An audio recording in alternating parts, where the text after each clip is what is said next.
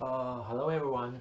Today I will cover the material before the test 3. I will talk about spherical coordinate and then do something in vector field and then do some line integral and then use the fundamental theorem in line integral. Okay, so the first one is what's a spherical coordinate?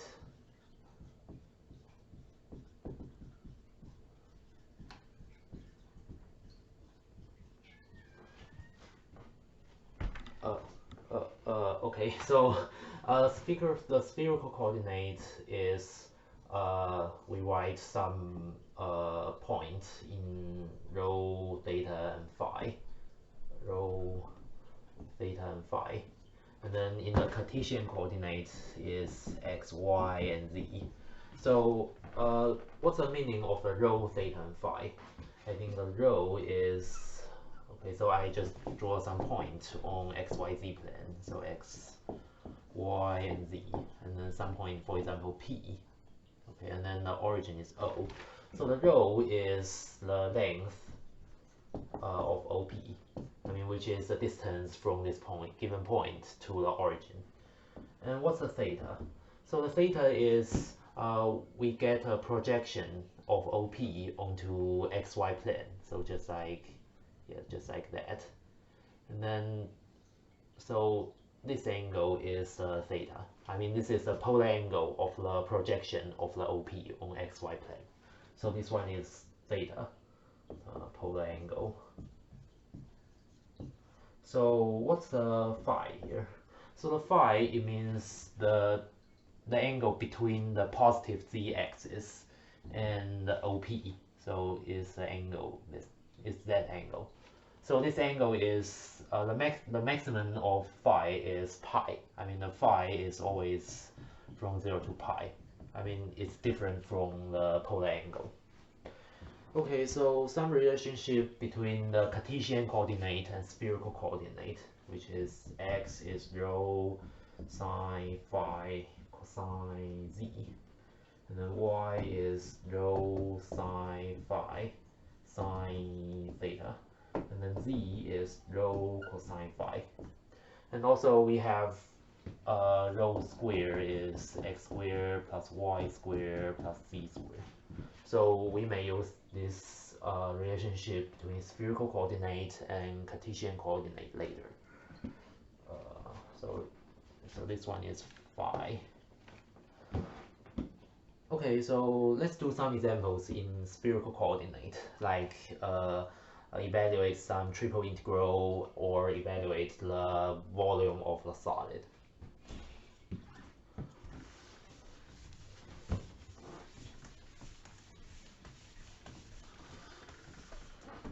Okay, so the first example O is the number 25 in your textbook. I think it's chapter 15.8 or okay, so it's evaluate triple integral.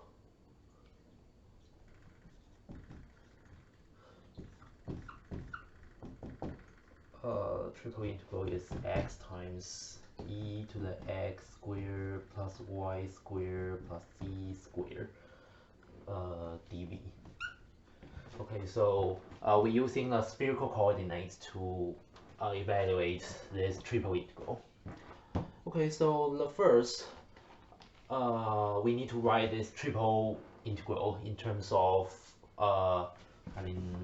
rho, theta, and phi. Okay, so the first, we need to change the dv into the polar in the spherical coordinate.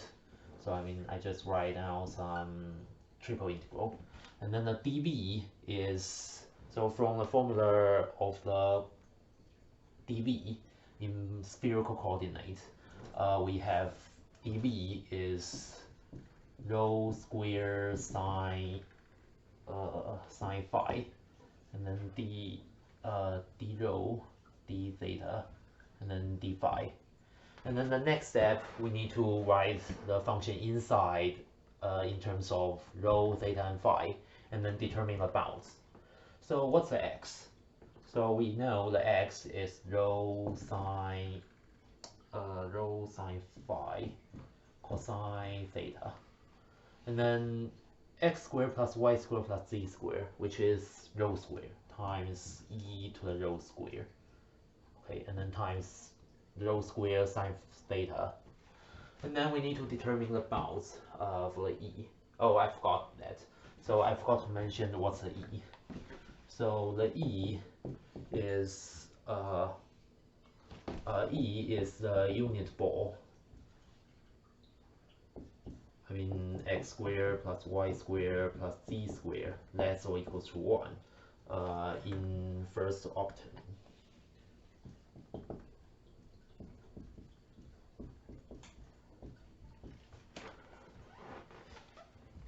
Okay, so I mean the first octant is x, y, and z is all greater than 0. Okay, so we will use this one to determine the bounds for theta, for rho, theta, and phi. So I mean I draw a unit ball on the first octant. Okay, so it should be like, yeah, it should be like that. I mean the unit ball, and we only pick the x, y, and z are all greater than 0. Okay, so the first we determine the bounds for rho. The rho is the distance from the point to the origin, because it's inside the unit ball, which is, I mean this one, it means rho squared is less or equals to 1. So the rho is from 0 to 1 for bounds of the rho. And then what's the theta? So the theta is a projection of the OP. I mean it's a polar angle of the projection of OP on xy. So I mean x direction is theta is 0, and then on y direction is theta is pi over 2. So I mean the range of the theta is from 0 to pi over 2. Yeah, because all the projections is only on the first quadrant on xy plane. So it's from 0 to pi over 2. And then what's the range for phi? We know the phi is the angle between z-axis and OP. So I mean this angle, it goes from 0. I mean if this point is on z, it's on positive z coordinate, and then the maximum of the phi is pi over 2. I mean when this point fall in xy plane, and then because z is perpendicular to xy plane, and then the phi is pi over 2. Yeah, so it's from 0. It's also from 0 to pi over 2. Okay, so now we determine the bounds, and then we can start evaluate this triple integral. I mean using these 3 variables, rho, theta, and phi. Okay, so I just write down here. So I can split this integral into 3 different variables. So I mean I collecting all terms with phi, which is from 0 to pi over 2, and then this one is sine phi square d phi, and then the integral of theta is from 0 to pi over 2, and then it's yeah, it's just cosine theta d theta, and then we collecting all terms with rho, so we get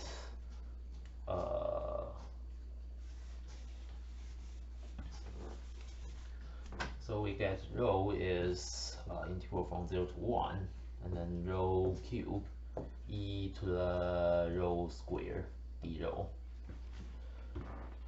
Okay, so just some calculations. So the first one, we use the double angle formula. I mean this is from 0 to pi over 2, 1/2 times 1 minus cosine 2 phi, and then d phi, and then is equals to 1/2 phi minus 1/2 sine 2 phi, then from 0 to 2 pi, from 0 to pi over 2. And then we plug in the value, and we get 1/2 times, I think it's, yeah, sine pi and sine 0 are 0, so we only get 1/2 times pi over 2, which is pi over 4. I mean, for the integral of phi. And then for the integral of theta, the antiderivative is sine theta from 0 to pi over 2. So this one will be sine pi over 2 minus sine 0, so which is 1. And then the last one, for this integral, we need to use u sub. I would let u is rho square, so the du is, the u prime, du is 2 rho d rho. Okay, so we can write this integral in terms of u. So it's the integral of okay, so it's 1/2 du times rho square e to rho square. So all of this rho square is u. And then the bounds for u is also from 0 to 1. Okay, so I take this 1/2 out, and then we need to find a. Okay, so how about I use the variable t here? T. We need to taking the integral of t e to the t, we need to apply the integral by parts.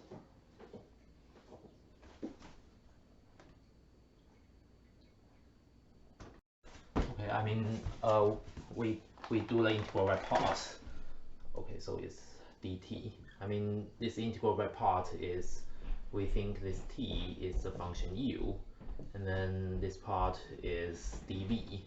So we have u is equals to t, so du is dt, and then we have the dv is e to the t dt, so the v is, just e to the t. And then this integral by part is t times e to the t from 0. I should keep the 1/2 here.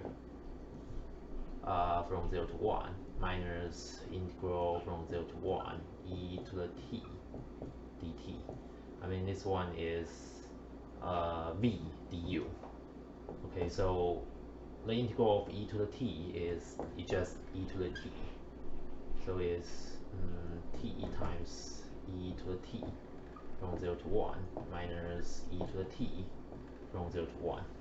Okay, and then I plug in all the values into this function, and then finally I get 1/2. So the final answer is, okay, so the final answer is pi over 4 times 1, and then times 1/2, so which is pi over 8 for this question. Okay, so let's go to the next one. I will find the volume of the solid using the spherical coordinate.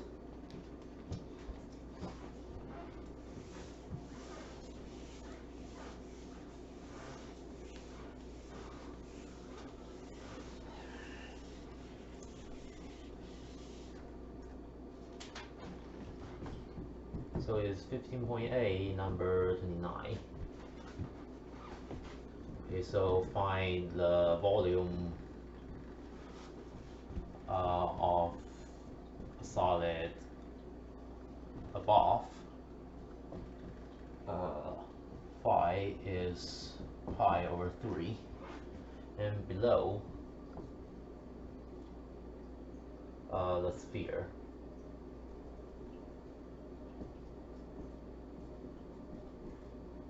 rho is 4 cosine phi. Okay, so the first I would like to sketch the graph of these two surfaces. I mean on x, y, z. So x, y, and z. So the first, what's the phi is pi over 3. As we know, pi is the theta between the z-axis and the line from the origin to the point. So theta is pi over 3. It's like a cone. Yeah, so it should be like that.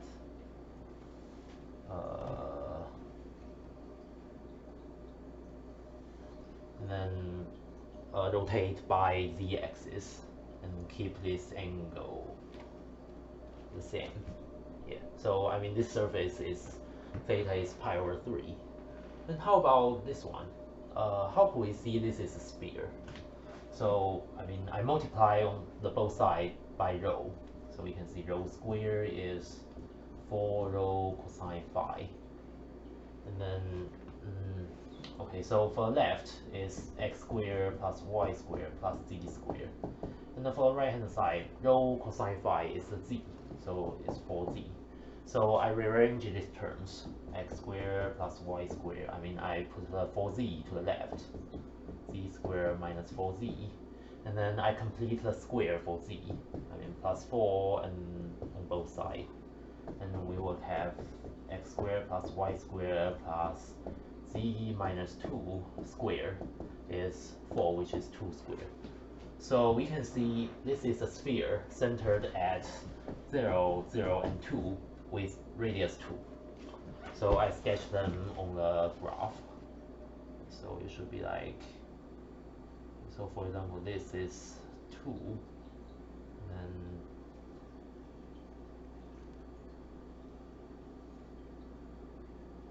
yeah, so this will be our sphere. Okay, so what we need is the solid below the above this cone and inside this sphere. So it should be like from it's like that part. Yeah, it's this part. Okay, so we can start set up the triple integral to find the volume of the solid. Okay, so I will keep this figure here, and then I just write down the volume. Okay, so what's the formula for the volume? I mean, in terms of triple integral. So volume is triple integral over, okay, so for example, this area is, this solid is E, and then dV, right? So this is the definition of the volume in terms of integral. And then we need to write them in spherical coordinate. So I mean integral, and then, okay, so dV becomes rho square sine phi. So it's rho square sine phi. Then d rho, d theta, and then d phi. Okay, so the first I determine the phi first. So the phi is for this solid, the phi it goes from 0 to pi over 3. Yeah, because it's inside the phi is equals to pi over 3. So I mean this bounds for the phi is 0 to pi over 3. And then what's the bounds for theta? I mean, yeah, I think the theta is from 0 to 2 pi, yeah, because the polar angle it goes from 0 to 2 pi. Yeah, for all the z and phi. I mean, because it's inside the circle. It's inside the sphere. So it's from 0 to 2 pi. Okay, but what's the rho here? The rho is the distance from the point, from some point inside the solid to the origin. So it should be inside the sphere. So it should be from 0 to, I mean, it's below the sphere. So it should be from 0 to rho, I mean, 4 cosine phi. So it's 4 cosine phi. Okay, so this is the setup of this of finding this volume. So I think you can easily find, I mean, you can easily evaluate these triple integrals to find the volume of the solid. So I think the most difficult thing is set up this triple integral. So I don't want to do a lot of calculations here. So I just set up the equation, and then you can evaluate this triple integral by yourself. And then let's go to the next topic. Okay, so the next is a question in vector field. Okay, so if we are given a function f as t is square root 2s plus 3t. So I mean, this is like a review of the multivariable functions, and then we find the vector field.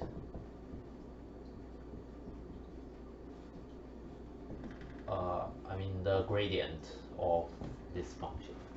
So do you remember what's the gradient? So gradient f is fx times I, and then plus fy times j. I mean I and j are the unit vector on x and y direction.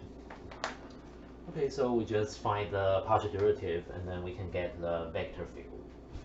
So this one I can write this as 2s plus 3t to the 1/2, and then okay, so yeah, write the s and t here. I mean, this is s and t in this case. So fs is is 1/2 times 2s plus 3t to the negative 1/2 times the partial derivative of the inside function with respect to s. And then this one is 2. I mean, we take the partial derivative. It's 2. And then the ft is 1/2 times 2s plus 3t times the partial derivative of the inside, but this time with respect to t, so it's times 3. Yeah, okay, so we get the vector field of the gradient of f, which is 2s plus 3t to the negative 1/2 times I plus 3 over 2 2s plus 3t to the negative 1/2 times j.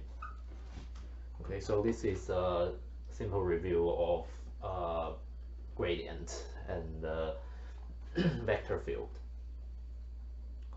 Okay, so let's do some line integral.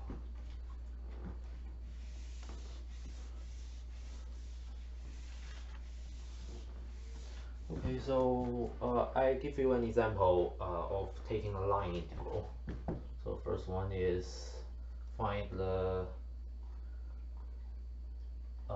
integral of y. Find the line integral of y along the parametric curve c. So the c is given by x is t squared, and then y is 2t, and then t is from 0 to 3. So this is a parametric curve. I want to evaluate this line integral. Okay, so the idea of finding a line integral is we need to write all of this. We need to write this line integral in terms of t.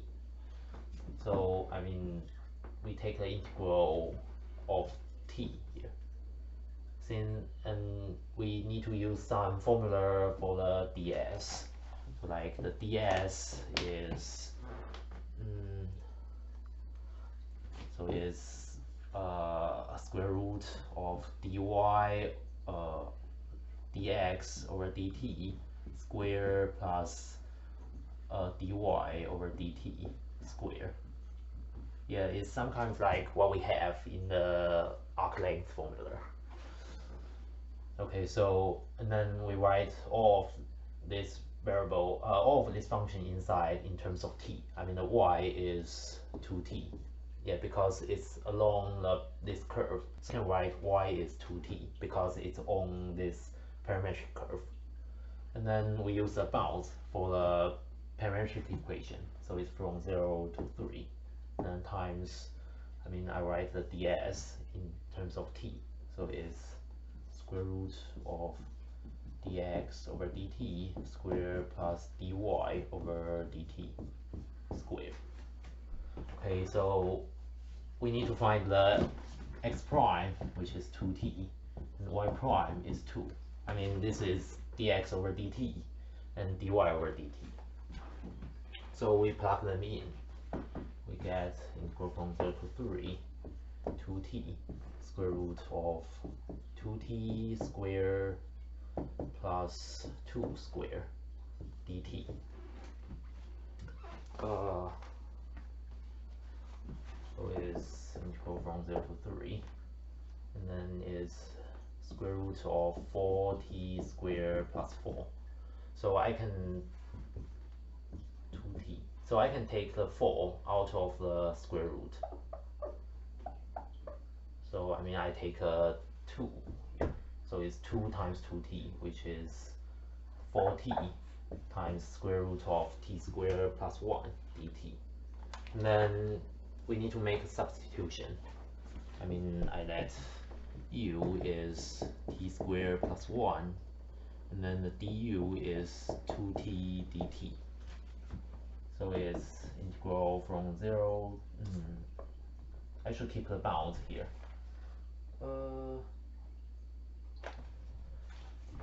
So this one is so 4t dt is 2 du, and then square root of u, and then the bounds of u is from 1 to 10. I mean, I plug in the lower bound and the upper bound for t and get the bound for u. Okay, and then is the integral of u of square root u, I mean, which is u to the 1/2. So it's 2 over 3 times u to the 3 over 2 from 1 to 10. So it's 4 over 3 times, I plug in the bounds, 10 to 3 over 2 minus 1. Okay, so this is how we evaluate the line integral. I mean, we write the function inside in terms of t, and then we write this ds in terms of t, and also we write the bounds in terms of t, and then we take an integral over t, and then we can find the value of line integral.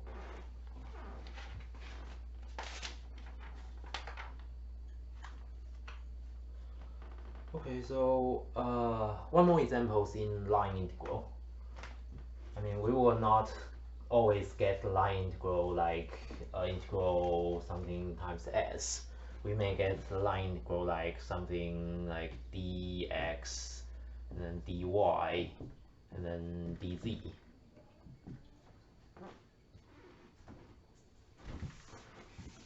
But the idea is the same. We need to write everything in terms of the parameter t, and then we take the integral. So this example is, I think it's a number 14 of 16.2. Integral of c y dx plus z dy, and then plus x dz, and then over the c.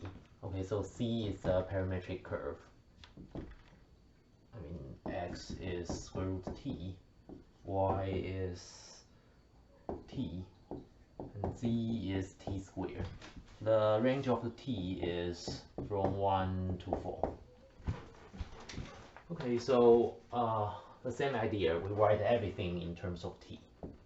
Since we know the dx, I mean, just like we change the variables, the dx is x prime dt, and then dy is y prime dt, and dz is z prime dt.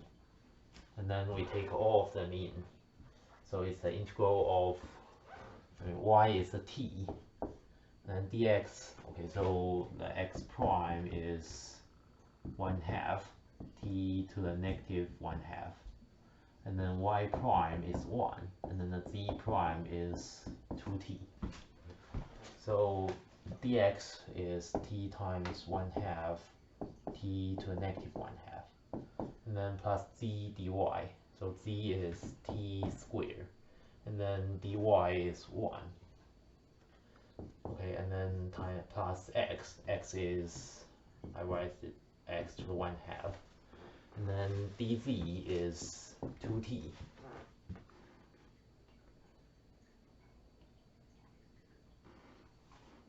Oh, sorry, this is t to the 1/2 and multiply by 2t. Okay, and then all of them dt. T is from 1 to 4. Okay, so we can simplify them. So we get integral from 1 to 4, 1/2 times t to the 1/2 plus t squared plus 2t to the 3/2 dt. So this just the integration of the power function.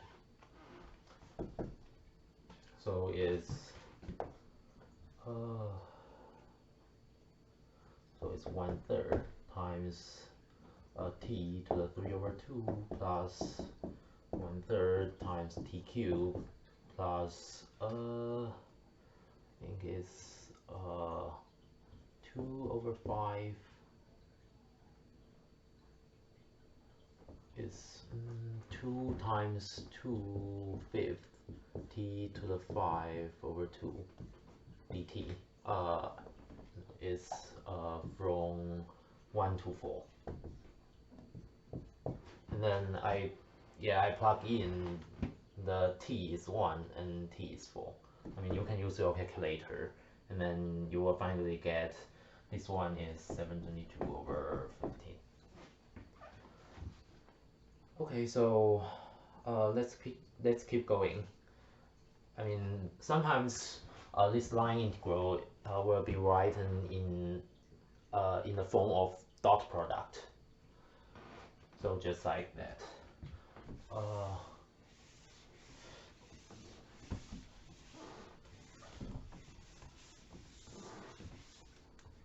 I think it's number 21, still in 16.2. So if we have the fxyz is a vector field, this is the sine x times I plus cosine y times j plus xz times k. And then we have the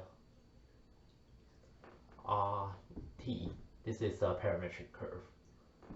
So I mean, but in the vector form, it's t cubed times I plus t squared times j, and then plus t times k. So we want to find the line integral of f dot dr. Yeah, I think, yeah, all of these two are vector. Yeah, so the idea is, but I mean the idea are the same. We need to write this line integral in terms of the parameter t. So the first one is, what's the dr here? So I want to write this dr in terms of t. So it's the dr is r prime t dt, and then this is a dot product. So I keep this dot product, and then f. I mean, we need to write the vector field f in terms of t. Okay, so uh, I mean because it's in terms of t. Oh, I forgot the bounds for t. So the bounds for t is from 0 to 1. So we can use this as a bound of t. So it's from 0 to 1. This is the parametric curve C. Okay, so I just write down the integral. So it's from 0 to 1. So ft is sine x cosine y xz. So what's the r prime? So the r prime is we taking a vector r in terms with respect to t. So r prime is 3t squared plus and then 2t and then t. I mean both of these two are vector, and then we apply the dot product. Finally we will get a number for this line integral, and then don't forget the dt. Okay, so the next step, we need to write x, y, and z in terms of t. So it's from 0 to 1, and then so it's sine t, so the x is t cubed, and then y is t squared, z is t, so it's t cubed times t dot 3t squared 2t t dt. Okay, so I write, okay, so this one is t to the 4. And then now we write everything in terms of t, and then we can take the dot product.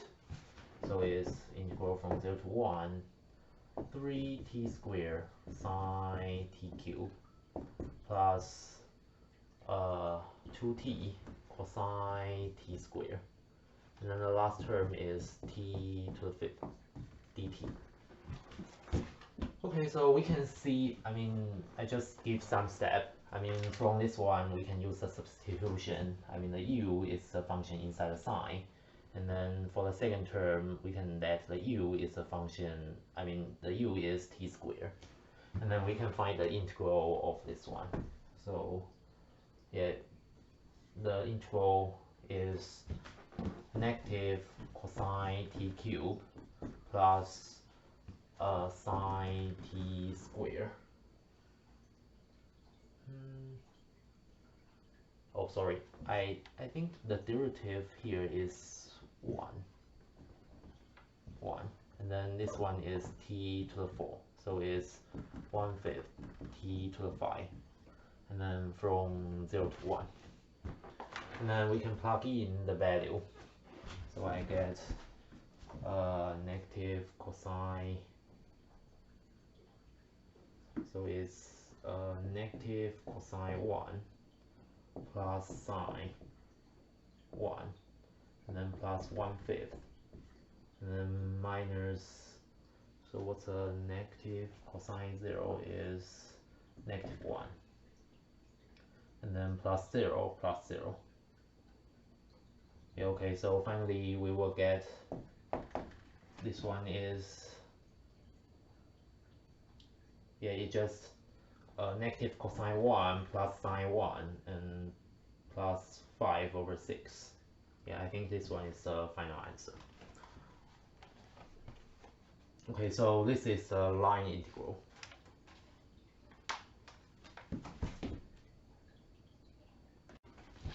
Okay, so the next example, I will use this line integral to find the work done by force field.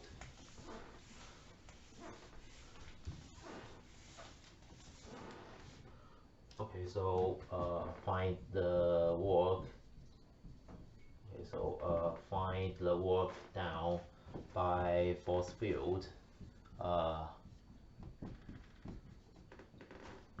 F x y z is x minus y squared, y minus z squared, and z minus x squared. And then we find the work done by the force field on the particle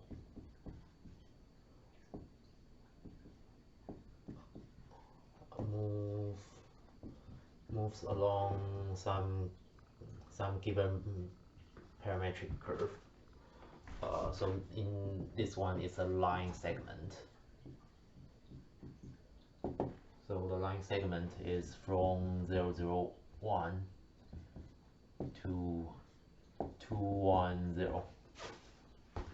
Okay, so we know the total work is given by the integral of the force field and dot the dr, and then along this curve C. Okay, so the first one we need to write the trace of the particle in a parametric equation first. Okay, so I just write down the parametric equation of this line segment. So x is start from 0 and then plus 2 minus 0 times t. And then y is from 0 to 1 minus 0. This 2 minus 0 and 1 minus 0 is the difference between the end point and the start point times t. Because we need a t is from 0 to 1. We plug in t is 0, we will get a start point, and if we plug in t is 1, we will get an end point. Okay, so this is 2t, and then this is t, and this is 1 minus t. So we get a parametric curve of this line segment. Okay, so we can get the parametric equation. Rt is 2t, t, and 1 minus t. And then we can evaluate the work. So, okay, so for this line segment, t is from 0 to 1. So I write this integral in terms of t. So it's from 0 to 1. And then x minus y squared, y minus z squared, z minus x squared. So this one is integral of c f times the r prime t dt. So we need to find the derivative of r. So it's 2, 1, negative 1, and then dt. Okay, and then we need to write x, y, and z in t. So integral from 0 to 1. Okay, so the first one is so it's 2t minus t squared, and then it's t minus 1 minus t squared, and then it's 1 minus t minus 2t squared dot 2, 1, negative 1 dt. Okay, and then we write this equation in terms of t. And then the next step is we find the dot product and take the integral, and take this integral with respect to t. So, I don't want to do the calculations here, but I already set up the the integral, this line integral, to find the total work done by this force field on this particle. So we need to write all of this in terms of the parametric t. Okay, so let's keep going. The next topic is if we are given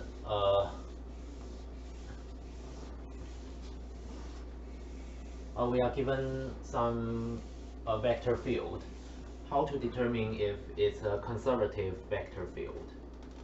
So for example, I'm given the fxy is a vector field, y squared cosine x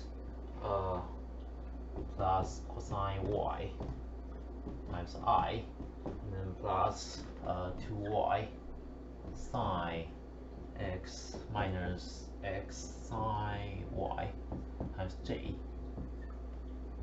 So if this is conservative,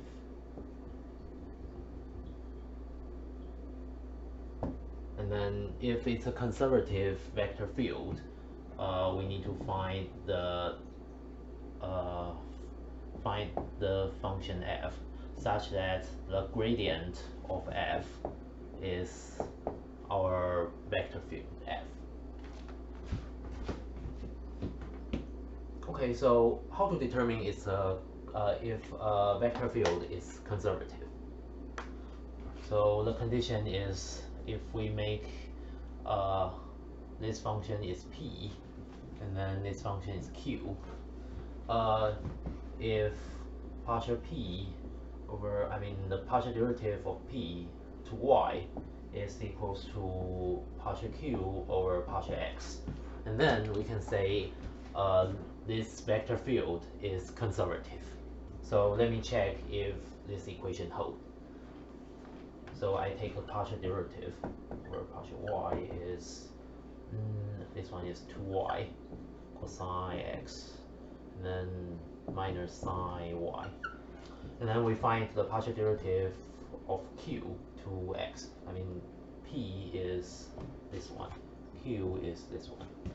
So partial q over partial x is, so it's 2y sine x, I get cosine x. And then minus sine y. So we can see this one is exactly same as partial p over partial x. So we can say this is conservative vector field. So for conservative vector field, we can find the f, we can find a small f such that the gradient of small f is big F. Okay, so let's find the small f. So how to find the small f? The gradient of small f is f, which means, what's the gradient of f? So the gradient of f is fx times I plus fy times j, and then it's the same as the fxy here. So which means p is fx, and then q is fy.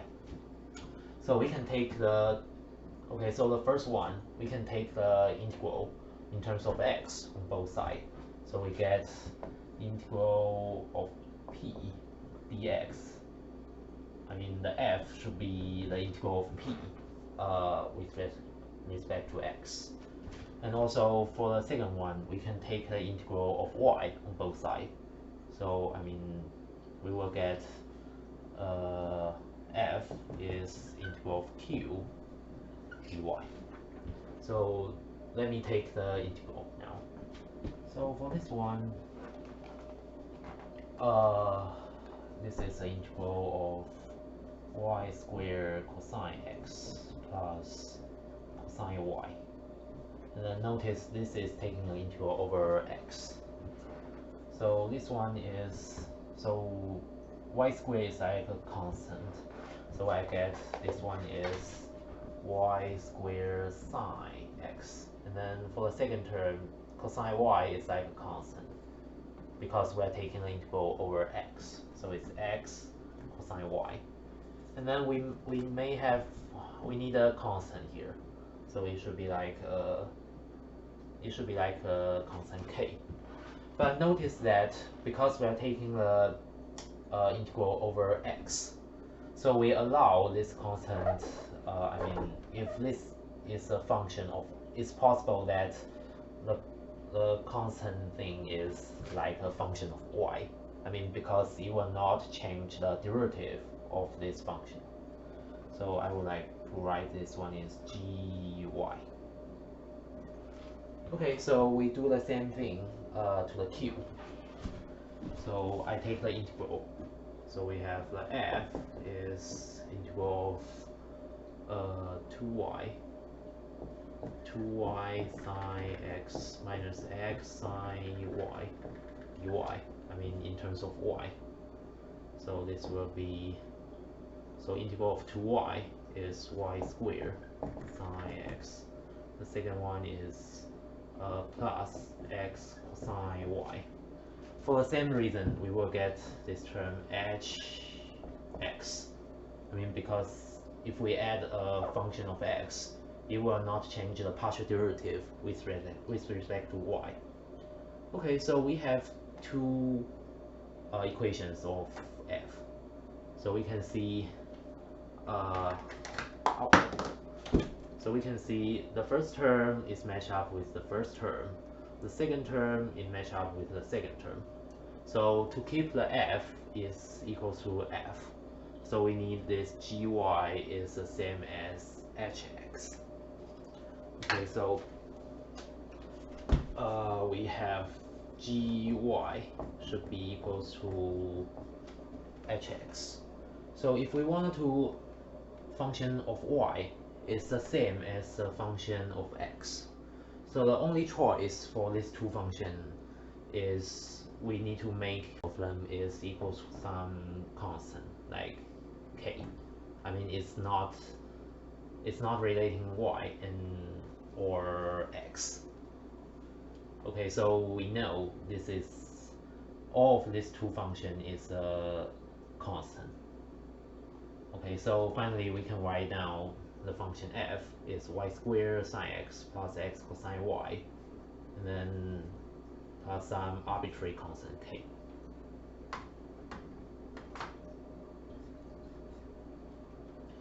Yeah, because it cannot be we cannot have some y in this function because this is a function of x, and also we cannot have x in this function because this function is also a function of y.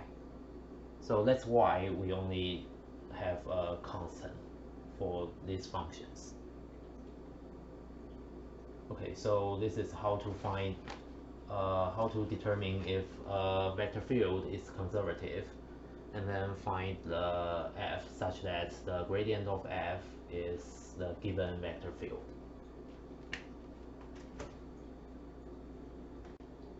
Okay, so let's get one more example, and then in this example we need to apply the fundamental theory for line integral.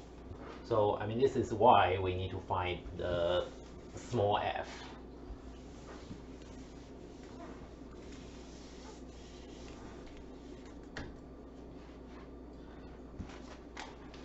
Okay, so f is number 14 on your textbook in section 16.3. So we are given the vector field fxy is 1 plus xy times e to the xy times I, and then plus x squared e to the xy times j. Okay, so the question is, first one, we need to find the small f such that the gradient of small f is the given vector field. And then the second one, we need to evaluate a line integral f dr along the c. So the c is given by rt is cosine t times I plus 2 sine t times j. Okay, so we find the f first. So to find the f, we know the gradient of f is the big F. So which means fx is 1 plus xy times e to the xy. And then fy is x squared times e to the xy. I mean, we know the partial derivatives of f. Okay, but in this case, we follow the same method in last example. I mean, I take the derivative, we take the integral over x on both sides, and then take the integral of y on both sides, and then we find the f. So the problem is, I mean, this function is really massive. I don't know how to find the integral with respect to x. But I think this one is easier because we only have a y here, and then we can think of the x as constant and then take the integral. So we start from here. So I get f on the left hand side is like x squared. So integral of e to the xy dy. I think this one will be x squared times, yeah, it's just the integral of e to the cy. So it's 1 over x times e to the xy. Yeah, and then when we drop the integral sign, don't forget add so we are allowed to get a fg. Okay, so some arbitrary function of x here. So we get f is x times e to the xy plus gx. Okay, so we can use this f to match the partial derivative of f with respect to x in this case. I mean, I match the fx with this one. Okay, so I find the partial derivative. So the fx is derivative of first term, 1 times e to the xy plus x times, okay, this one is y times e to the xy, and then this will be plus g prime x. I mean, because we want to find what's the gx. Okay, so I think this one should be matched up with this function. So it's equals to 1 plus xy times e to the xy. Yeah. Okay, so we can see this term, the first two terms was cancelled out. So we finally get g prime x is equals to 0. So g prime x is equals to 0, which means g is only a constant. I mean, the gx is just some constant. For example, it's k. So we solve the gx, which is some arbitrary constant.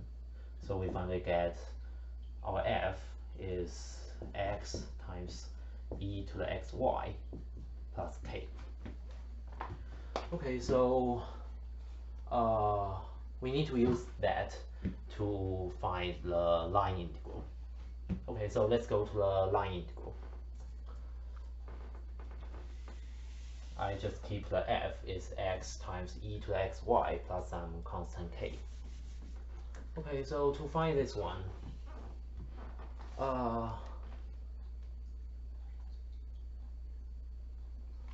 because we can apply the fundamental theory use the fundamental theory of the line integral. I mean, this line integral, because the capital F is the gradient of small f dot dr, right? And then this one will be, okay, so you can go to a textbook and find the fundamental theory of the line integral. So this one is f. Okay, oh, sorry, I forgot the range of the t. So the t is from 0 to pi over 2. Okay, so this one is the f at start point. I mean f at r, no, at endpoint pi over 2 minus f, and then, okay, so this one is a vector r at the start point. Okay, and then we just plug in the endpoint and start point to this small f, and then we can find this line integral. I mean, we don't have to write this in terms of the parameter t. Yeah, we only need to use the value at endpoint and the start point, and then we can get this line integral.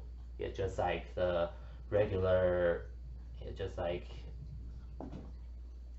yeah, I mean, just like if the capital F prime is small f, and then the integral f dx, fx dx is from a b is from capital F b minus capital Fa. Yeah, so this is why we call this one is a fundamental theory.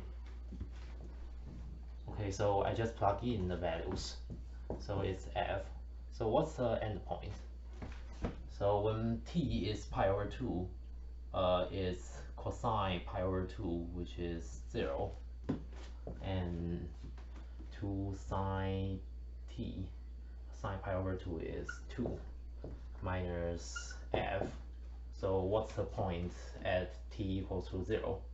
Is 1, 0. So this one is f02, f10. So what's our f? Oh, our f is here. So I just plug in 0 and 2, 0, 2. So this one is just k minus, so when x is 1, so it's 1 times e to the 0 plus k. Okay, and then the arbitrary constant k was cancelled out, so I get negative e to the 0, which is negative 1. Yeah. So this is how we apply the fundamental theory, fundamental theorem on line integral.